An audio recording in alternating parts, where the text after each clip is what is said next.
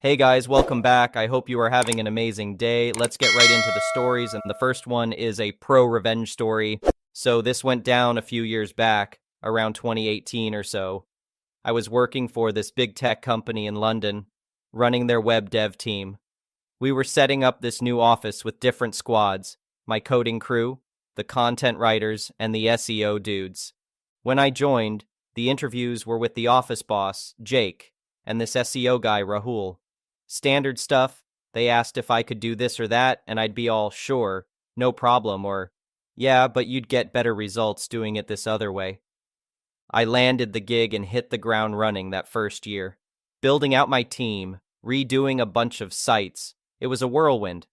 That's when I started getting bad vibes from Rahul. He'd waltz over telling me I had to code things his way. But I'd shut that down, explain why my approach was better. Dude would get all riled up and go crying to Jake about me not following orders. Jake knew I had the web skills, though, so he didn't push it. Alright, so fast forward to the real juicy bit. We'd busted our humps getting these two big sites ready for the board. The day before the big unveiling, we found a gnarly bug that broke core functionality. My senior dev Tyler and I pulled an all-nighter squashing that sucker. Meeting was at 10 a.m., and I'd been up coding for 24 hours straight. I'm running on fumes, but we nail the demo for the top brass. The CEO takes me aside after, thanks me for the heroics, and tells me to go catch some zzz. On the train home, I take my team out for a victory lunch to say thanks for the grind. That Friday, we're all out celebrating the launch. Start at this fancy cocktail lounge, which isn't my scene. I'm a beer and wings kind of guy. Everyone moves to a club after, but I dip out early to catch the last train. Roll in Monday morning, and there's this whole ruckus going on. Folks from corporate HR are in our office. They pull us team leads into a room. There's Jake, the two HR ladies, me, Emma, who runs content, and Rahul.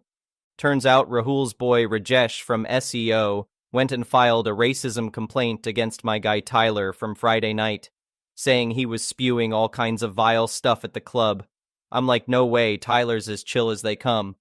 Emma and I have both worked with him for years, and he's zero problems. For some context, Tyler and I are white dudes, Rahul's black, and Rajesh is Indian. Not that it matters, just explaining the mix. Anyway, they interview everyone who was there that night. Every single person is like, nah, never happened. It's Rajesh's word against Tyler's with zero proof, but Rahul is insistent.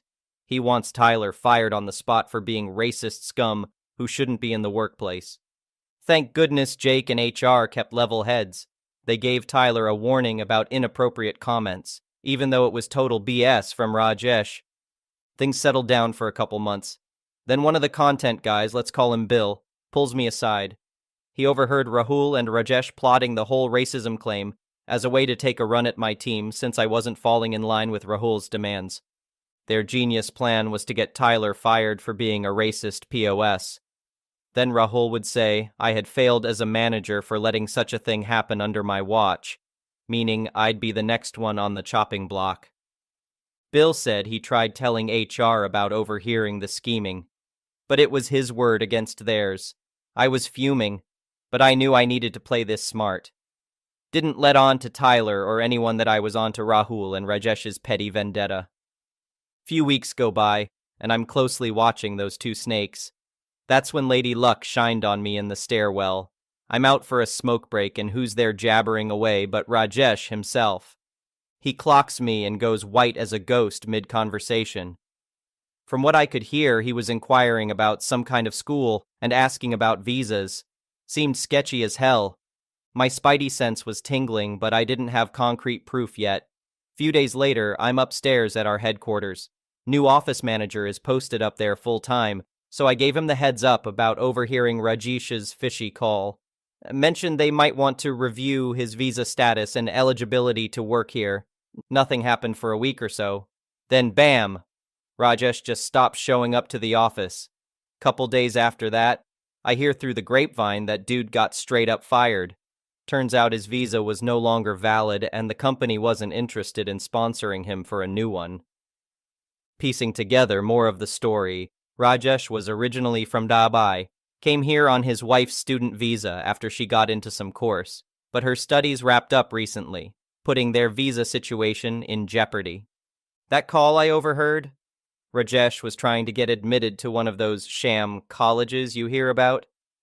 Literal storefronts that exist just to churn out visa documents for international students who pay their fees.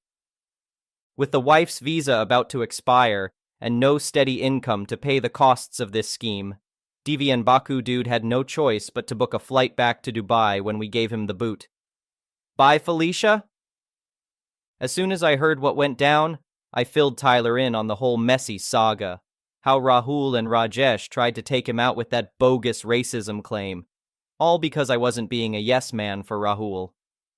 Tyler was shell-shocked, but he said I went above and beyond defending him. No need to apologize for being a good leader. Few months later, I pulled Rahul aside and let him know I was hip to his underhanded games with Rajesh. Told him he better watch his step going forward. 2 months after that, Rahul puts in his resignation papers and slithers away. Over the years, some people have asked if I felt bad about how things played out with Rajesh getting deported, but I always say the same thing. I don't lose sleep over standing up for my people against backstabbers, willing to throw them under the bus for personal vendettas. You come at my team, you best not miss. The next one is an entitled people story. I own a small strip mall that has about 6 different stores in it. There's a cafe, a clothing boutique, a salon, and a few other little shops. It's nothing fancy, just a typical neighborhood strip mall. I inherited it from my dad who built the place back in the 80s. The tenants pay me rent each month and I handle any building maintenance issues. For the most part, it's a pretty easy gig. The tenants are all small business owners who are respectful and don't cause problems. Well, except for one, the owner of the boutique, Karen. Karen is your stereotypical entitled suburban mom. She's always complaining about something and demanding I cater to her every whim as the landlord. If anything is slightly not to her liking, she throws a fit and threatens to stop paying rent. She's a major pain in my ass. And the latest thing she's been bugging me about is the parking. I have a small parking lot in front of the stores with about 20 spaces. It's always been more than enough for customers and the business owners, but Karen insists it's not good enough for her fancy boutique clientele. Last week she came storming into my office, ranting and raving that there's nowhere for her customers to park because the lot is always full. She demanded I expand the lot immediately. I calmly explained to her that in the 10 years since she opened her store, parking has never been an issue before. Plus, it would cost a fortune to expand the lot, which just isn't feasible. Well, Karen did not take no for an answer. She threw another epic toddler tantrum, complete with foot stomping and dramatic arm flailing. She declared that if I didn't expand the lot, she would terminate her lease and find somewhere better for her elite boutique. I tried to reason with her again, but Karen wasn't having it. She stormed out yelling that she was done dealing with my incompetence as a landlord. Honestly, I was stunned at her audacity. I knew dealing with her was always a headache. But this was next-level nuts. Later that day, I started getting calls from the other business owners asking what was going on with the parking lot. Apparently, Karen told them all that I would be demolishing the existing small lot to build a huge new one. She got their hopes up that they would be getting all this new parking for their customers. I had to explain that no, I would not be tearing up the parking lot that has worked perfectly fine for over a decade. Needless to say, the other tenants were pretty pissed at Karen for lying to them and starting unnecessary drama. At that point, I'd had it with Karen's disruptive antics. I decided to start looking into evicting her for breach of lease. But before I had a chance to get that process started, Karen pulled another crazy stunt that sent me over the edge. I drove to the strip mall one morning to pick up some paperwork from my office. I parked my big blue pickup truck in my usual spot, then went inside for about 10 minutes to grab what I needed. When I came back out, my truck was gone. Somebody had stolen my truck right from my own parking lot. Just then, Karen came strutting up with a smug grin on her face. She informed me that she had my truck towed because it was improperly parked. I was absolutely stunned. I stammered angrily that this was my property, and she had zero right to tow my vehicle. Karen said in her snottiest voice. Oh, but according to the new parking regulations that I so kindly took the liberty of posting, tenant owners must only park behind the building, customer parking only in front. I looked where she was pointing, and sure enough, there was a little laminated sign stating her made-up rule. I ripped it down immediately. This woman had lost her mind. I got right in Karen's face and told her she better call whoever she had tow my truck and get it back here immediately. And she better pray my truck wasn't damaged, or else she would regret the day she set foot in my mall. Karen blinked in surprise, like she couldn't believe I was standing up to her.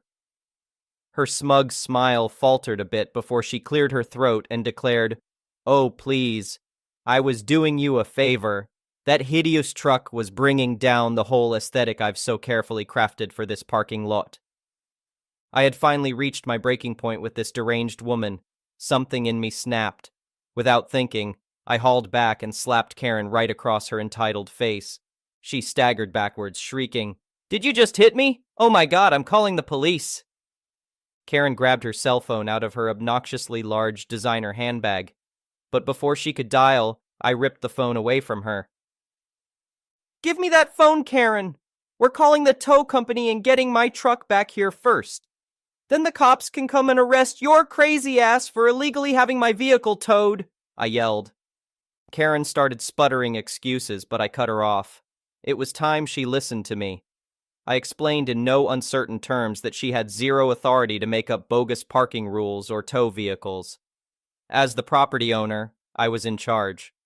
She was merely a tenant who had grossly overstepped her bounds.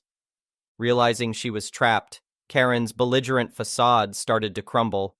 She broke down in tears, pleading with me not to have her arrested. I almost felt bad watching this middle-aged woman pathetically begging me through her smeared mascara and runny nose.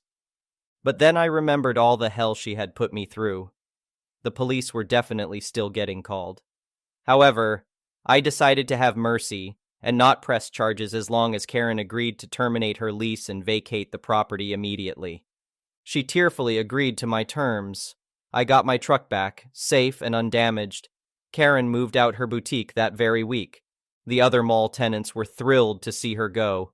We decided to split up her large store into 2 smaller retail spaces and found much better tenants. As for Karen, I heard from the salon owner that she tried opening her boutique in another strip mall across town. But she pulled the same parking lot nonsense within a month and got kicked out of there too. I guess some people just never learn. At least I can run my small mall in peace again without that nightmare Karen causing drama. The next one is a petty revenge story. My buddy and I like to gamble. Jake and I had a pact solidified by a 5-year bond. He'd often swing by, we'd crash in front of my computer, and play sports bets. It was our shared thrill, using my stake account and my cash, but with a gentleman's agreement. Winnings were to be split 50-50. It wasn't just about the money, it was about the stories we'd tell, the highs and lows we'd ride together. Or so I thought. It's important to note that he is not as well off as I am. Note, we used my account because stake gives me good perks, since I have status with them, free money, events, etc. The betrayal hit when Jake placed a particularly hefty parlay using my account. I was hesitant but trusted our bond enough to let him go through with it. The bet was a long shot, but it hit big. That's when things went wrong. Jake decided the winnings were solely his, severing our agreement. The sting wasn't just about the money, it was the crumbling of a friendship I had valued deeply.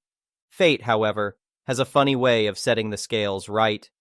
In an unexpected twist, I bought 1 courtside ticket to an NBA game and received 4. The seller made a mistake. The game was featuring Jake's favorite team, the Heat. The gears in my mind began to turn towards vengeance. I orchestrated a night to remember with our mutual friends, deliberately excluding Jake from the invitation list. We had a great time. Sitting courtside is unreal if you're a basketball fan. I realized the true worth of the evening was in these authentic moments with real friends and not Jake. Throughout the game, we took plenty of photos and videos, shared across social media, purposefully letting Jake know just what he missed out on. It was kind of about rubbing it in. In the end, the courtside seats did more than provide an unforgettable experience. They showed me the difference in real friendship versus fair weather friendships. And as for Jake, the silence on his end spoke volumes. The lesson was clear. Some friends are silver and others are gold. The next one is a malicious compliance story. So first off, I need to say that in my native language, vegan and vegetarian sound very similar, important for the story. So our burger shop is popular due to our vast range of vegan vegetarian burgers and the ability to customize everything, which sucks a lot. We get all sorts of ignorant wannabe vegans and I want it gluten-free but also a big pack of chili cheese types of people. But this lady takes the prize, so it's a late night and we're only about 5 people working in total. But there aren't too many customers, so it's not too bad. I'm handling the kitchen solo, and we've got our rookie handling registers. He makes a few errors here and there, but is handling himself pretty well. Until Karen arrives. Now, I don't hear her order, but after a minute or so, her order comes up on my screen. 1 halloumi burger. No biggie, I make the burger and he serves her quickly and everything seemed fine. Until she returned. I don't have line of sight of the registers, but I can hear her screaming at the poor rookie, so I get over there quickly so the rookie doesn't get left alone with an angry Karen. Me. What seems to be the issue? Karen. I ordered a vegan halloumi burger. But look here. It has mayo on it. Now, if you don't know, halloumi is a type of cheese. Me. Oh, I'm terribly sorry, the rookie must have misheard you. But unfortunately, we cannot make the halloumi burger vegan since halloumi is cut off. Karen. I don't care. I've had it before and I want a vegan halloumi burger. Just remove everything that isn't vegan, you idiots. Now, I don't take kindly to being treated this way, and usually I would have just thrown her out, but I saw an opportunity here. Me. Sure thing, ma'am. I'll make it right away.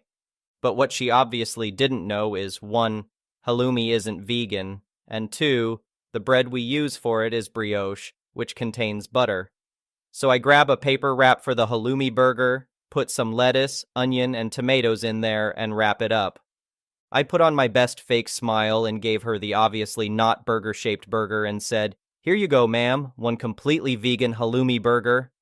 The look on her face when she unwrapped that mess of assorted vegetables will give me joy for many years. And of course, she started screaming again.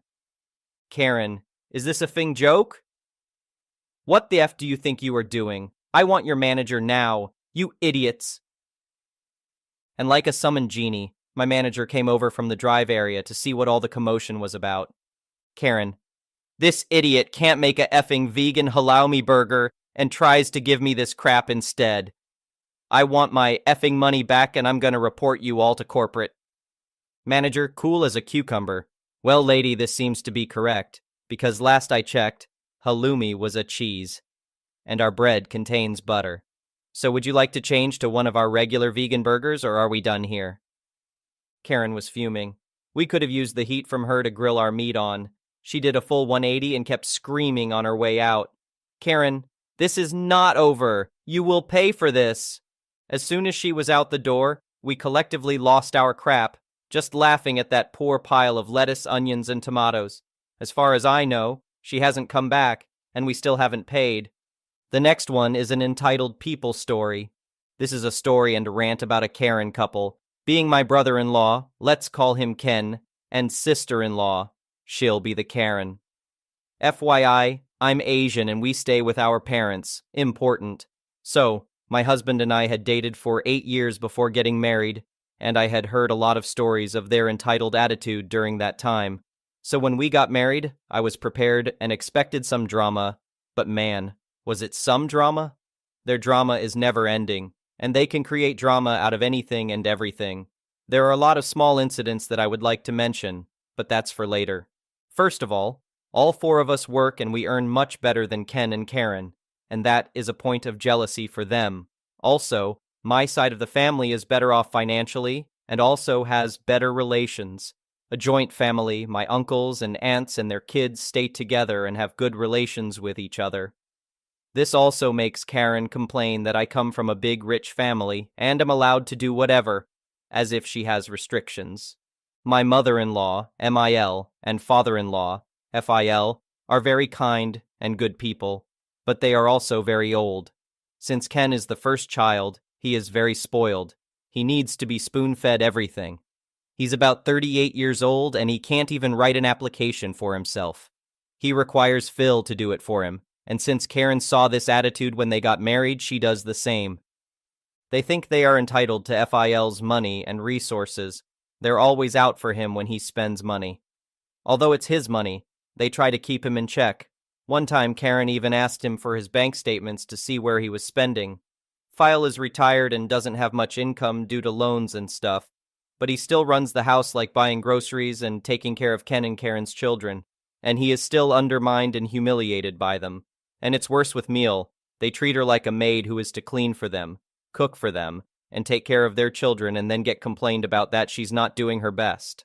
After we got married, the drama has gone above and beyond anything. Karen tries to compare herself with me on everything, like she's a better cook, of course with about 8 years more experience than me. It would be a shame if she isn't better. Everything we do together, she is comparing us. Although she acts all friendly in front of me, she idiots about me all the time to others, including Mill and Phil. We have overheard a lot of remarks and complaints about me from Karen. They had a habit to go to Mill and Phil late at night after they thought we were asleep. They used to shout and complain that me and my husband, were getting preferential treatment. Mill and Phil indeed do treat one couple with more preference, but that is not us. Since they, Ken and Karen, are the older couple, and Mill and Phil are aware of their entitled attitude, their opinions and preferences are given priority so that some drama can be avoided. But they are never satisfied and always have something to complain. Karen works in a different city while Ken stays with the in-laws, while my husband and I used to work from home, WFH, post-COVID. So, when she comes home on vacation, she comes like every month. That's a privilege in itself. And then she expected me to handle all chores while she would enjoy idioting to people on the phone. My office hours are 2 p.m. to 11 p.m., so I used to help Mill with chores and the kids from morning till 2 p.m. They rarely contributed anything financially, even when Phil asked, which was very rare. Phil is so disappointed and unsuspecting of them that if he ever needs financial help, he contacts us.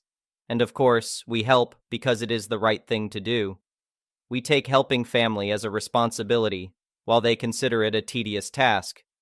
They don't even take care of the kids properly, and just keep complaining that Mill and Phil are responsible for the rotten personality of their son. Whatever you may say, kids learn and mimic their parents first before anyone else. The kid sees his parents disrespecting the grandparents, so he does the same. He behaves a bit in front of us, especially me, because I don't tolerate bad behavior, and he gets some beating, and that is always after at least 2 verbal warnings. Some people might think it's unfair for me to discipline someone else's child, but if I'm taking care of your kid, I very well will be disciplining them. I got very stressed and have got anxiety issues because of all this. They have ruined many family relations because of their entitled attitude. Only a few near and dear relatives visit Emil and Efil. Others have cut off from us because of them. Well, a lot of things happened, and now that my work required me to go to the office, we had to move out to a different city, and recently, it has gotten worse back home. MIL and FIL have to take care of chores and kids alone. We recently visited home on vacation, and probably, we are not sure, but it seems like it. We think that Ken has either quit his job or was fired from work. He never used to take more than 1 day leave from work, even when Karen was pregnant or his kids were sick. But now, suddenly, he took 1 week off to take care of Phil. He got a minor eye operation for cataract. And then he acted like going to work for a week while we were home. We assume he was acting because of his sudden change. He used to dress up well for the office, but suddenly now he wore casual clothes, and he went to the office late, and came back early while it was vice versa till now. Sus. So Ken's son is a headache, a spoiled brat, and he is uncontrollable for FIL and Miel, and the daughter is just a toddler. So as soon as we came back from home, Phil calls us distressed that Ken has traveled to Karen's place for a few days, without proper reason or explanation. The son was sick and Fael is also still recuperating from the operation, and there was plan and maintenance at home, which required some heavy shopping and monitoring. He was aware of all this and still left at such a critical time. Phil and Mill are very frustrated and stressed, and we are so far away that we can't do anything. It's infuriating how entitled and shameless people can be. And we called in a few days later, and guess what? He's back and just staying home, so we are now sure he's been fired from his job. Definitely fired, 'cause of his entitled high and mighty attitude. Well, a few days went by and Fia let us know that Ken has landed a better earning job, and we're hoping now that he'd be more responsible. But entitlement is like a bad habit, easy to come and hard to leave. Thank you for watching. I would really appreciate it if you could like the video and subscribe to our channel if you haven't already.